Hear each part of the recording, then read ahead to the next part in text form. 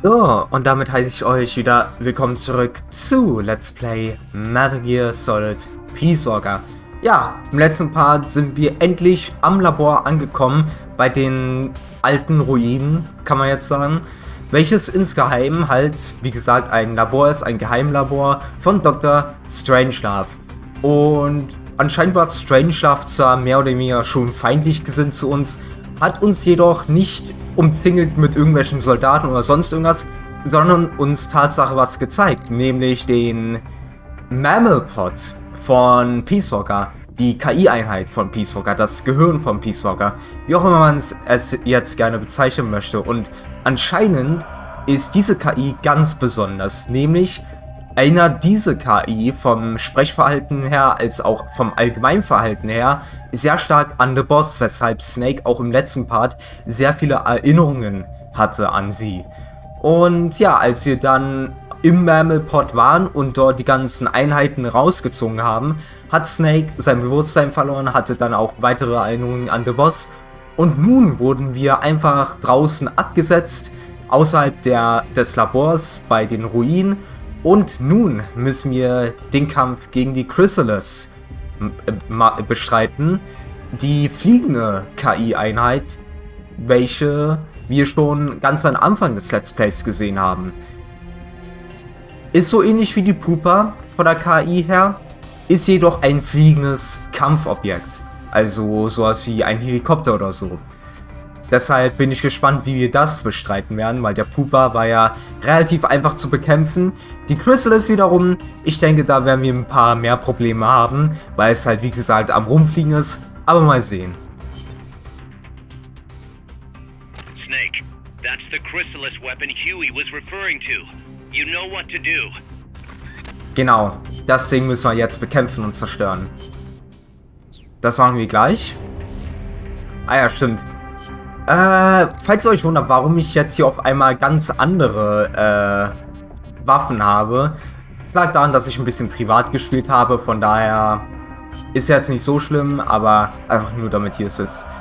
Aber ich weiß ja noch, was wir alles hatten. Und das hier. So, jetzt haben wir auch die richtige Ausrüstung. Rauchgranatwerfer wird uns leider nicht viel bringen. Die Gustav ist leider nicht zielsuchend, aber ich denke, mein Aim wird eigentlich ausreichen und dann halt eine Pistole. Ich denke, damit werden wir gut arbeiten können. Aber ja, die Chrysalis. Ich bin gespannt, wie ich das bestreiten werde. Weil das ist ein Boss, an den ich mich kaum erinnern kann. Also wird es ein Hit or Miss. Entweder wird der Boss absolut schwer oder beziehungsweise halt absolut kacke. Oder der wird einfach viel zu einfach. Wer weiß, werden wir ja sehen. Aber als erstes haben wir wieder einmal die Codex. Apparently, each part of an AI weapon is connected to a memory board inside the AI pod. Destroying a part will release the lock on the memory board. After that, climb in the pod and you'll be able to grab whichever boards you've unlocked. Only thing is, any parts you destroy can't be collected and reused, so you'll have to decide which is more important.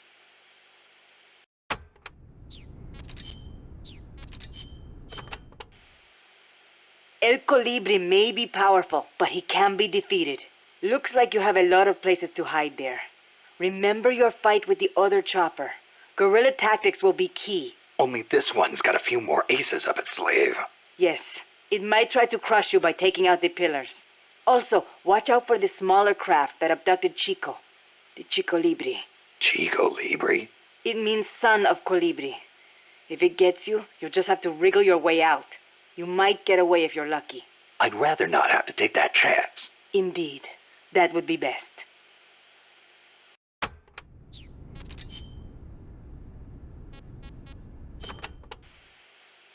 Did you see a Quetzal snake? Yep. What do you think? Did it look like a snake? Huh? No, it didn't look like a snake. Oh, really? Must be different from the Quetzalcoatl then. Quetzalcoatl. A winged snake from the Mayan and Aztec legend. A winged snake. Weird, right? I bet it's you and May. Amanda and everybody says Quetzalcoatl is a Quetzal in the form of a god. But there's no way anybody mistake a snake for a bird. I think the legend of Quetzalcoatl came first. Somebody saw it and adopted it as their god before they saw the Quetzal. After that, somebody saw a bird that looked like the image of the god and so they named it Quetzal. You mean it happened the other way around? Well, if you ask me, the Quetzalcoatl was probably a pterosaur that survived. I mean, it's got wings and it's a reptile, so it probably looks kind of like a snake, right? Pterosaurs live on in Africa even today. They're called the Congomado and the Elitsiao. So it makes sense that there'd be pterosaurs on the American continent too, and that they survived until the Mayan and Aztec eras. Well, lucky for us, they're not still around today. Who says they aren't? The dinosaurs supposedly died out 65 million years ago, and the Aztec civilization only rose about 600 years ago. If they managed to survive 65 million years, surely they couldn't be wiped out in 600.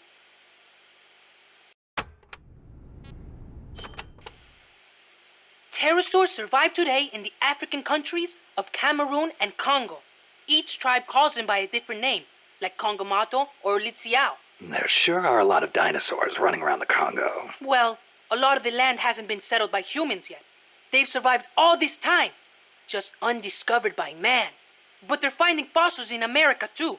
This one they found 3 years ago in Texas had a wingspan of more than 12 meters. If I saw a gigantic pterosaur like that, I'd probably call it a god too. Yup, I'm sure that's what the Quetzalcoatl really is.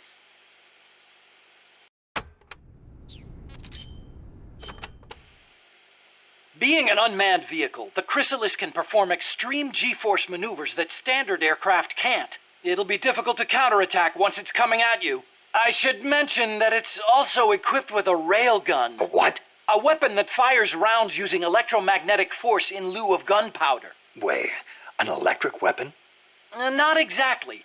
The rounds themselves are conventional shells. It creates force by running an electric current through a magnetic field. Fleming's left-hand rule. Didn't they teach you that at school? Not at mine. Oh.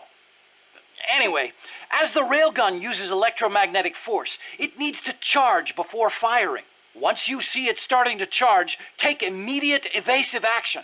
Also, as with the pupa, destroying the AI will put the unit out of commission. Do enough damage and it'll have to land. Use that opportunity to get in the AI pod. Wait too long and it'll start to repair itself. Be sure to shoot the hatch the moment it lands. I think I can handle that.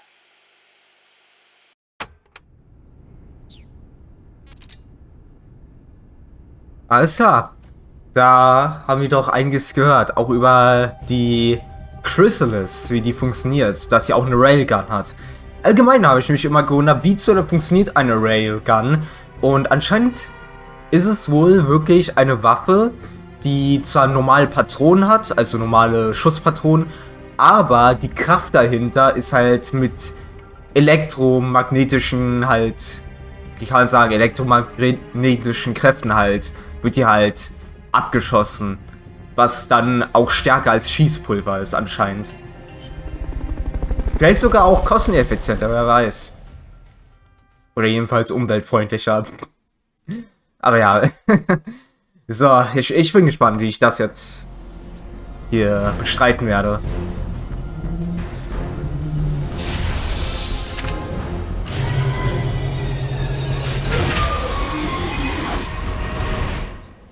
So, mit Starten fangen wir mit der... Ja, starten tun wir mit den Raketenwerfer. Ja. Take out the Chrysalis. That thing needs to be eliminated once and for all.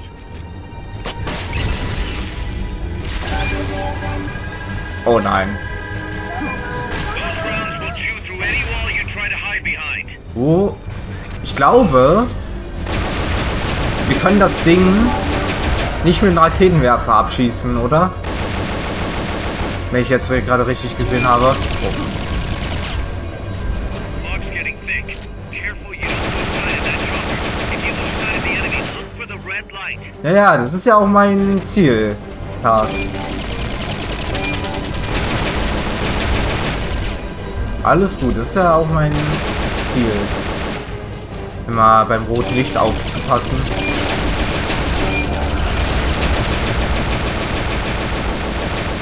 Das Ding trifft echt gar nichts mit der Chain Gun.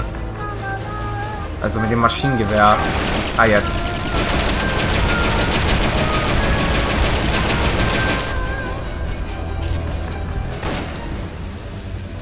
Ah, komm.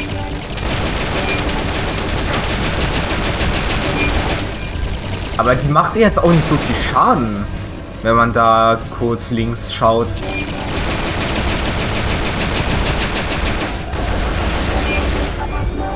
Ah, geht doch. Ah, guck mal, doch, man kann es schon treffen. Nur ist es sehr schwer.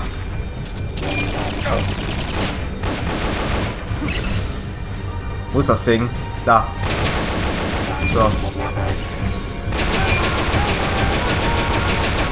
Ich muss halt gleich Vorräte beantragen. Ah, das wäre halt schön. Nee, nee. Bitte nicht. Heute will ich jetzt nicht fliegen. Sehr, sehr schön.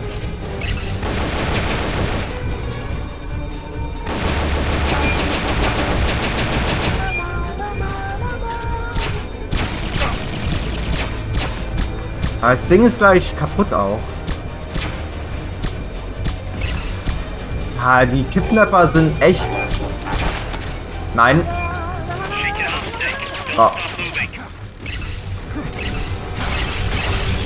Okay. Einmal. Ja, das macht wiederum ein bisschen mehr Schaden. Die Railgun.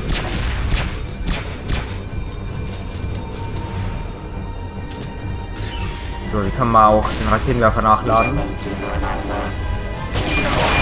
Ah, doch, wir können das Ding treffen, wenn es im normalen Modus ist, also wenn es rumfliegt. Seht ihr? Wir können das schon treffen. Das ist interessant. Also im Kampfmodus kann ich das Ding nicht treffen mit dem Raketenwerfer, weil es immer die Raketen ausweicht. Aber im normalen Modus, also im Flugmodus, wo das dann hier so rumfliegt, da geht's. Und da haben wir auch die Chrysalis jetzt besiegt. Jetzt müssen wir halt nur noch den KI-Pod kaputt machen.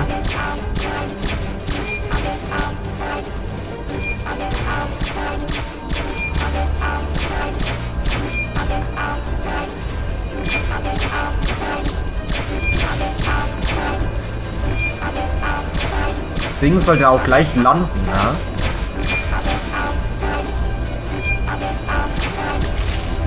Ja. Jetzt einfach nur das Ding anschießen, kaputt machen. Und rein da. Mir ist auch gerade was aufgefallen. Die Pistole, die wir ausgerüstet haben mit den Schalldämpfer, der Schalldämpfer nutzt sich nicht ab. Das sehe ich jetzt gerade auch erst. Das ist actually cool. Und super nützlich.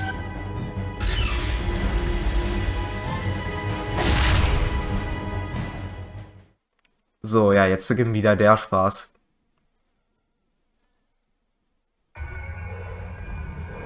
Pull out all the unlocked memory boards. Pull out the memory boards. So. All the unlocked boards will have icons over them. Dann können wir zum nächsten übergehen. Any boards you remove can be used to build our own AI weapon. Memory boards have Vielleicht bekommen wir sogar alle raus. displayed over them. Go ahead and take whichever ones you want. If you attack parts on the exterior of the machine, So. the memory boards that control those parts should light up. You can tell what a memory board does by looking at its color when it lights up. Ja, ja, alles gut, Huey. Wir haben das schon unter Kontrolle. So.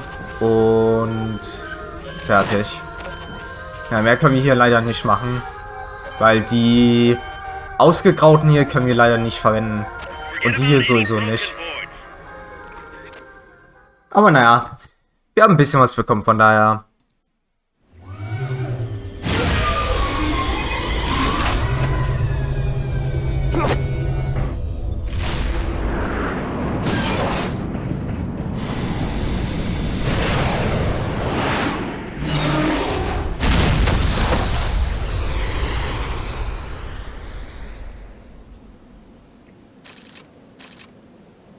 Einsatz beendet.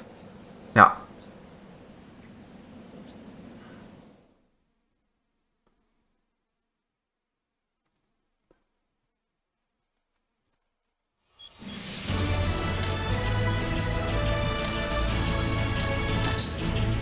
Sogar S-Rang. Hätte ich jetzt nicht erwartet. Snake, She played me like a piano. forget about it. You'll get him back. That is, as long as you've got the will to do it. I am not giving up. All right then. I confirmed the location with Huey. The final testing base for Peace Walker is 15 miles to the north of that lab. It's an underground facility disguised as a rock quarry. All you need to do is sneak in and destroy the AI for good this time. Right. Snake, you can destroy it, right? Yeah. We all have our limits. Actions beyond our abilities. Don't worry. I won't screw it up this time. You're the one who killed the boss. Destroying that AI means reliving that memory. It's just a machine. Snake, I'm worried. Worried. For the same reason the CIA entrusted the nuclear launch to an AI. A man can condemn a handful of criminals to the death penalty if they're prepared to assume that responsibility. But who among us could do the same to hundreds of millions of innocent civilians? Who could reduce thousands of years of human history to ash in an instant? Could any flesh and blood human being make that decision? No way in hell. No one man could bear the burden of total genocide. It's what's allowed our cowardly species to survive all this time. But for a machine, willpower is no issue. What are you saying, Kaz? You're a hero, Snake, but you're not a machine.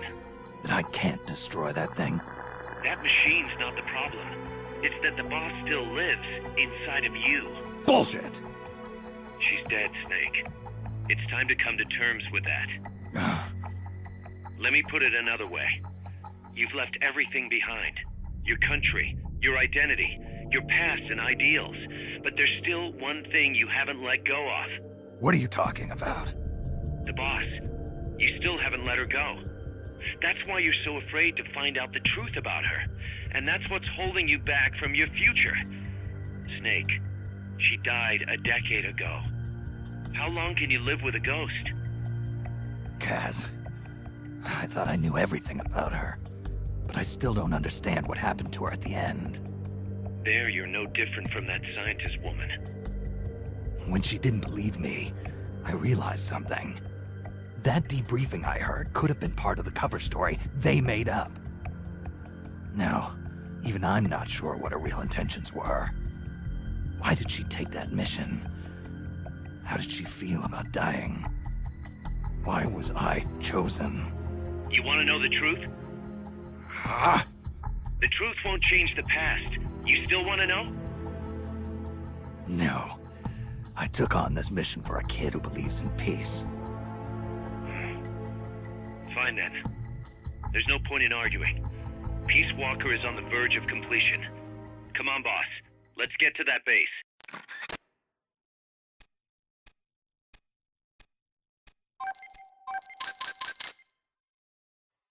Ja, Snake kann anscheinend immer noch nicht von The Boss loslassen.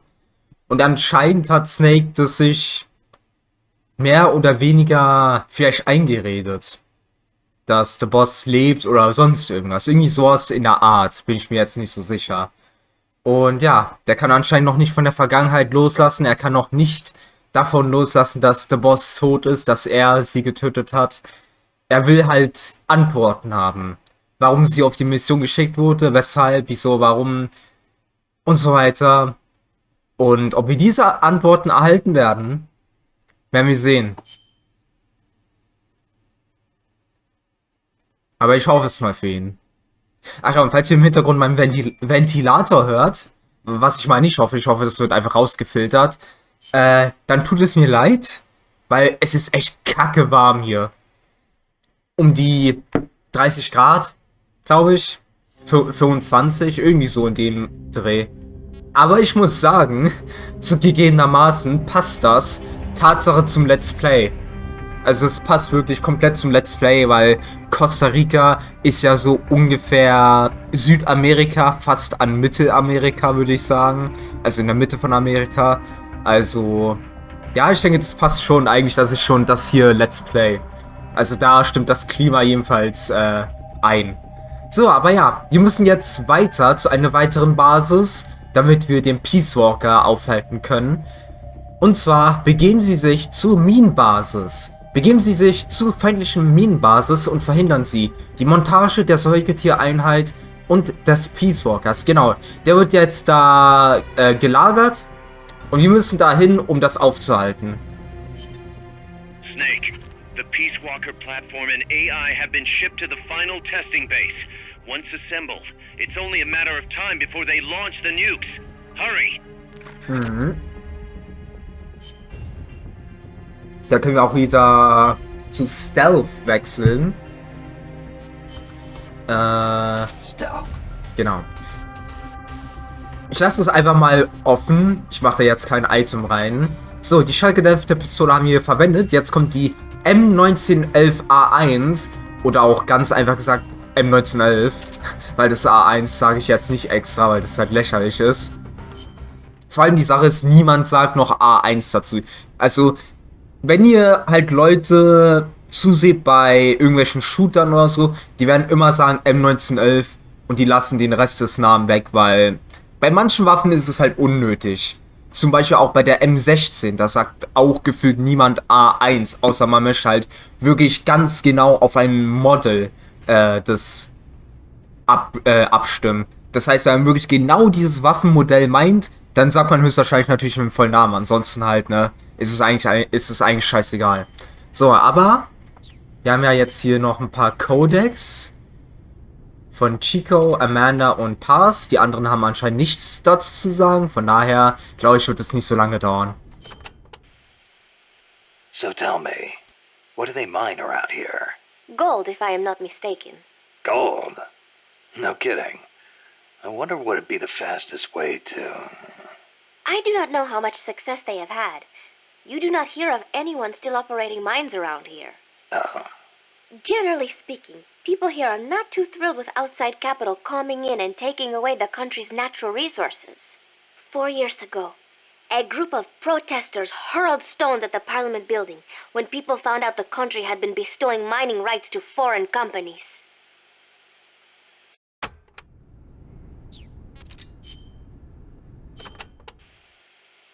I remember those barracks. They're full of crisscrossing pathways, so visibility is terrible. Perfect for sneaking. That may be true, but it will also be easy to lose your fix on where you are. You could end up bumping into enemies when rounding corners, too. I'll be careful. You'll get a better view on the roof, but naturally you will be more easily spotted, and there are few places to hide. If you are going up there, get a quick lay of the land and then come back down. The soldiers there do not have access to many long-range weapons, most likely because of the terrain. A sniper rifle could be really advantageous there. I'll keep that in mind. Good luck, Snake.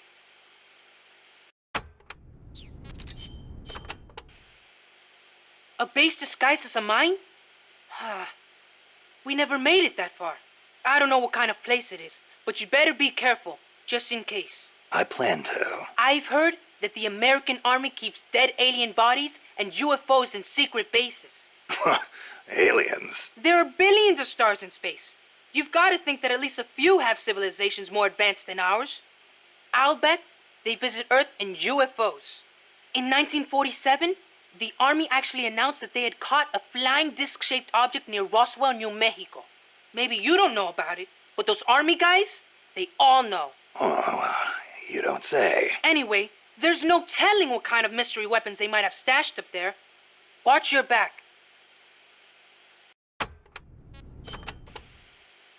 Apparently, UFOs are connected to cattle mutilations. Cattle mutations? No.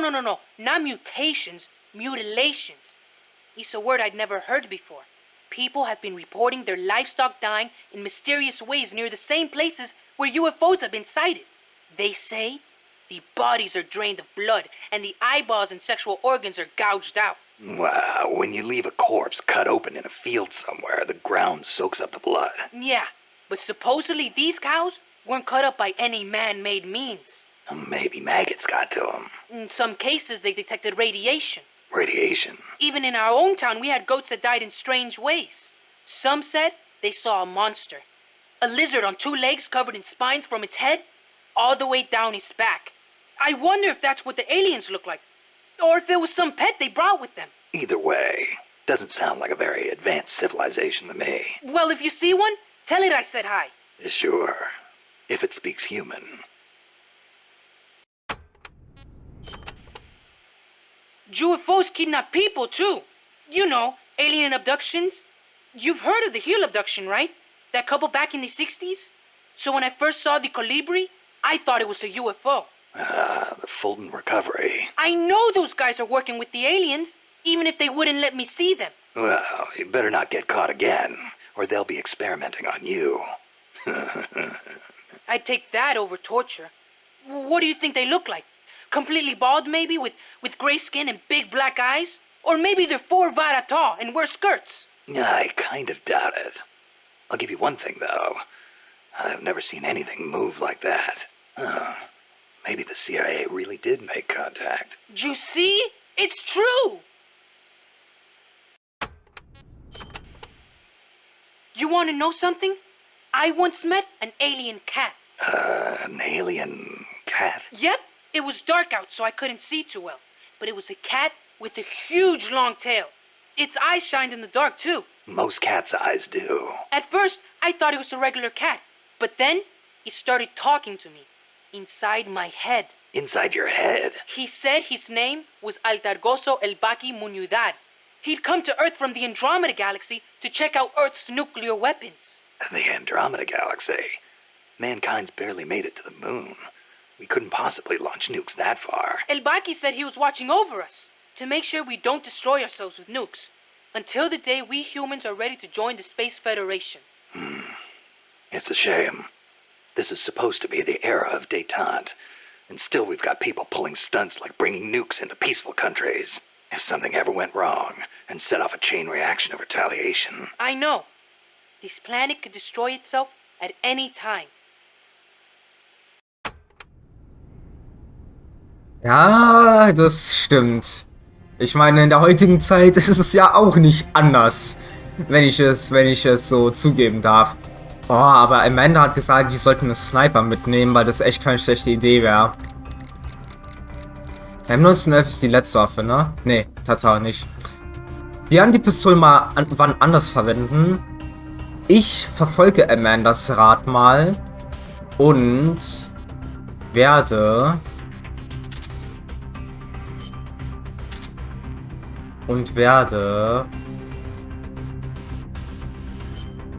hier irgendeinen Sniper mitnehmen. Frage ist halt, was für ein Sniper, ne? Was nehme ich mit? Weil die M21 wäre super. Weil das Ding halt Semi-Auto ist. Das heißt, man muss halt immer drücken. Aber man hat halt nicht dieses Bolt-Action-System, dass man nach jedem Schuss immer wieder das zurück und nach vorne ziehen muss halt. Ich weiß halt nicht. Weil Mosin Nagant wäre auch gut, weil die ja nicht killt. Das ist halt jetzt die Frage, was will ich mitnehmen?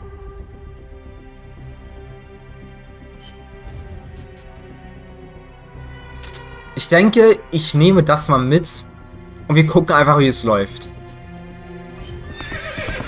So, aber es kommt eh jetzt eine Cutscene, von daher, ich wechsle noch nicht die Szene.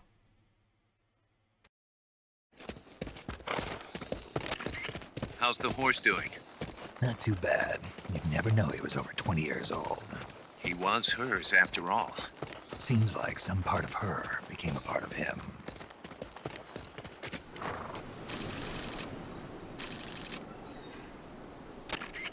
The platform and the cerebral AI are supposed to be assembled at an underground base disguised as a mine.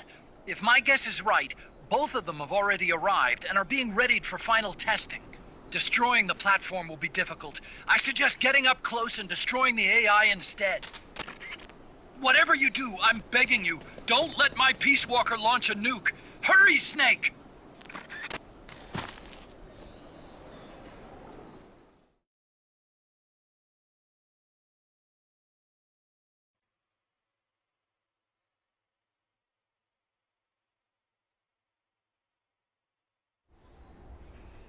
Okay, keine Sorge, Huey. Peace Walkers in a Das werden wir base für due dich west machen. of your current position. Move out. Aber Snake zittert halt so, ne? Ah, in der Hocke ist er okay. In der Hocke kann man damit arbeiten. Also einfach nicht im Stehen die Sniper verwenden, alles klar. Ja, dann schauen wir einfach mal, wie wir jetzt das ganze Ding hier machen werden. Und ob hier schon ein paar Gegner sind. Vielleicht. Aber ich bin... Das sieht... Oder? Doch, da hinten. Ich wollte sagen, das sieht für mich... Was war denn das gerade?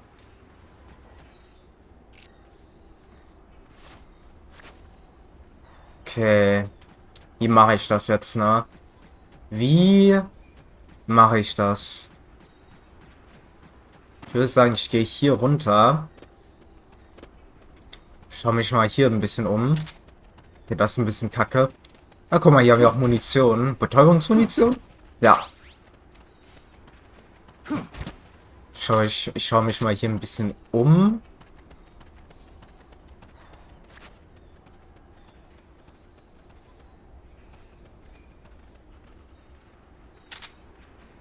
Okay.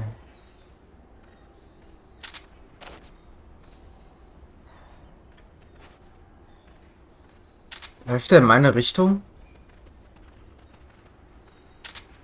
Ja, ne? Das ist gut.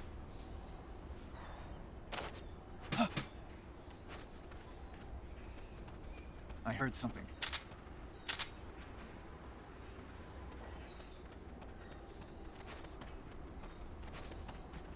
Ah, ich komme da nicht hoch. Mein Plan war eigentlich jetzt auf ihn zu springen.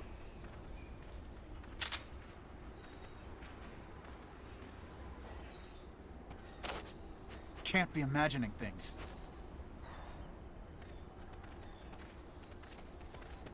Freeze. So, perfekt. C. Ich würde sagen, ich nehme ihn mit. Ja, hier muss ich ein bisschen schlauer das angehen, glaube ich. Hier muss ich das tatsächlich ein bisschen schlauer angehen. Fulton recovered a helicopter is complete. Teuerungsedition groß. Das L steht ja für large.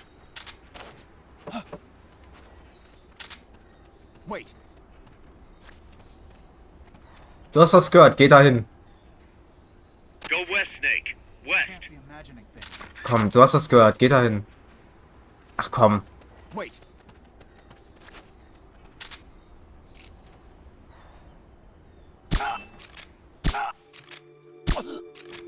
Okay, ich muss ihn jetzt so betäuben, leider.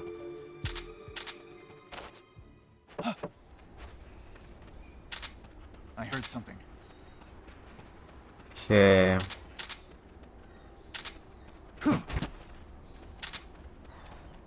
So machen wir das, ja. Jetzt habe ich's. Okay. Freeze. So. Ja, D. Muss ich jetzt nicht unbedingt mitnehmen. Schade, dass wir jetzt ein bisschen Munition gerade verschwenden mussten. Aber ist ja nicht schlimm.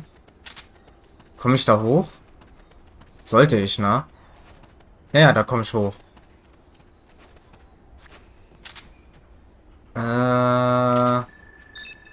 D. Gut, den muss ich jetzt nicht mitnehmen. Freeze. So. Einmal. Was hast du da für eine Waffe eigentlich? Ach, das ist ein MG. Warum hast du ein MG?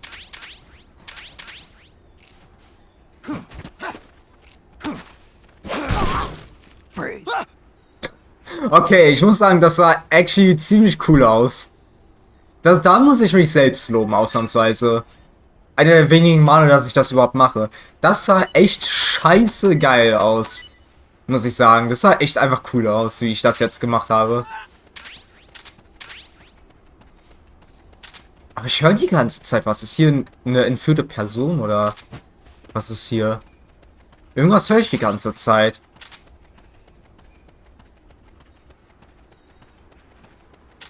Ja, du siehst mich ja eh nicht. Freeze. So. Ja, auch die. Seid alle immer solche Low-Ranks.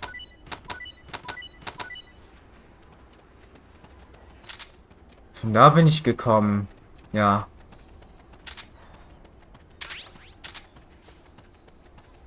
Hier ist noch was und hier. So. Ah ja, da ist eine. Hab mich schon gewundert. Wo ist denn diese entführte Person immer?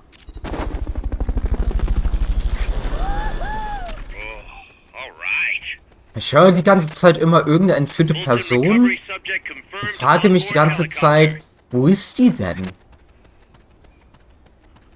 Aber da war sie anscheinend. Gut, haben wir hier auch alles Gold eigentlich, ne? Können wir eigentlich weitergehen. Das ist sogar auch schon das Zielgebiet. Und da ist der Peace Walker, wie er in die Basis gerade reingeht. Beziehungsweise gebracht wird.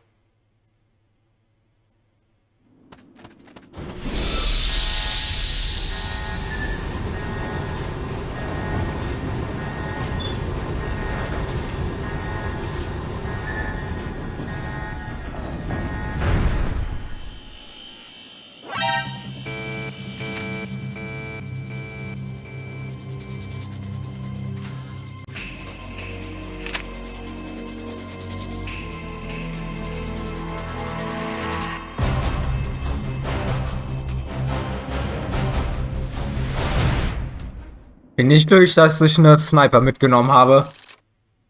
Ah! Ach, guck mal, das geht doch erst in der nächsten Mission weiter.